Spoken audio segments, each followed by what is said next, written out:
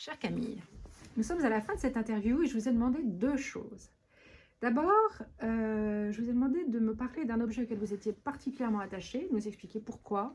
Et après, nous aurons la chance de vous entendre lire un extrait de votre livre. Alors l'objet, Alors c'est l'objet. quoi? D'abord, est-ce qu'on pourrait le voir? Ouais, alors je vous ai apporté un objet qui C'est est... Tu le extra. vois bien là? Oui, on le voit bien là. Rapproche-le un tout petit peu. Là je le Voilà, rapproche, là on le il voit est très comme très bien. ça de face et il est comme ça de dos. Extra. Alors je vous raconte l'histoire de cet objet.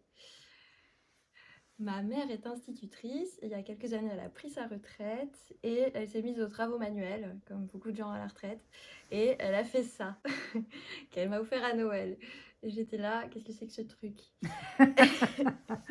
Et en fait, Et oui, donc la question, qu'est-ce que c'est que ce truc? eh bien, je me suis rendu compte en le regardant bien que c'était des objets qui m'appartenaient et que ce sont des objets qui symbolisent toute la mythologie de mon enfance, en fait, tout ce qui m'a intéressée quand j'étais enfant.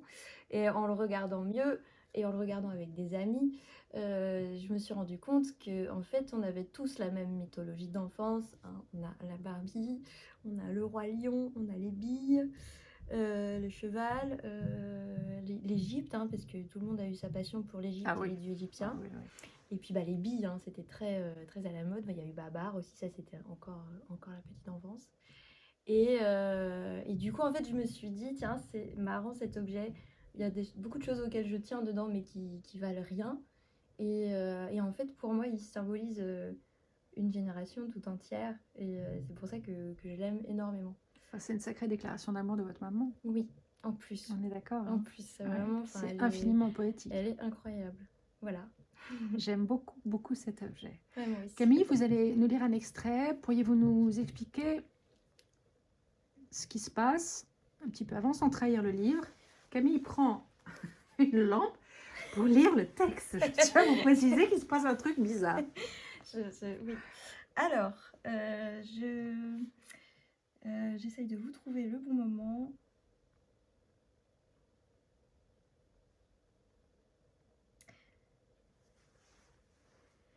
C'est un moment où le personnage, donc Swazik, est en recherche d'un lieu pour vivre et elle ne sait pas comment et où s'installer.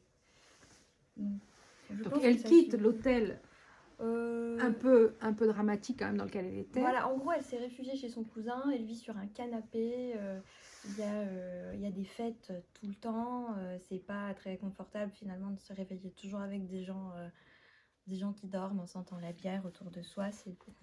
Et du coup, elle réfléchit à, bah oui, peut-être qu'il me faudrait un espace qui m'appartienne en fait. Donc c'est sa réflexion à propos de ça. Vous remarquerez la concentration de l'auteur, qui est donc avec sa lampe torche. Oh, Je suis tétanisée, il y a de la lumière partout dans cet appartement. c'est fatigant. Ça commence à être clair dans mon esprit qu'il me faut une vraie maison comme tout le monde pour faire les choses un peu normalement, un chez-soi. Les boîtes, ça suffit pas. On peut pas dormir dedans, techniquement si, mais bon. Je peux pas non plus être à l'hôtel, ni sur le canapé. Et si les choses étaient autrement? Si l'on n'était pas obligé, pour bien vivre, d'avoir les portes fermées, cochères, à code, à bip, ce serait si simple. Ils sont fous. On est toujours dedans. On est toujours dedans à Paris. C'est une grande boîte, une maison sans toit. On est à l'extérieur seulement quand on la quitte par de multiples sas. Un périphérique et autour l'enfer, des barres d'immeubles. Derrière, il y a des forêts amputées, des champs affreux, des routes, des usines, des zones industrielles. Il faut encore rouler, glisser sur les rails, si tard pour trouver un lac, un bois profond, un bras de rivière oublié. Même la Loire asséchée et ses sables mouvants, ses centrales nucléaires, ses silures, on est dedans. On a construit un monde où l'on est dedans partout et parfois, à cause d'un égarement, enfin, on se retrouve dehors. Dehors pour quelques kilomètres, où il n'y a pas de gens, seulement l'extérieur, sans meubles et sans papier peint.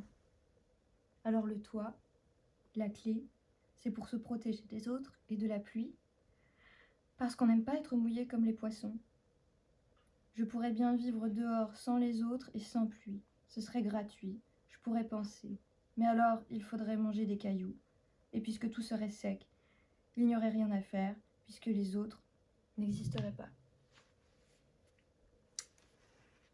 Alors, de l'autre côté de la caméra, on est un peu bouleversé quand même. Camille, pouvez-vous nous montrer juste votre livre? C'est la fin de cet entretien et c'était un grand moment d'émotion. Merci beaucoup. Merci Les beaucoup. Chats et Raflés, chez Gallimard. Camille Goudot. À très vite.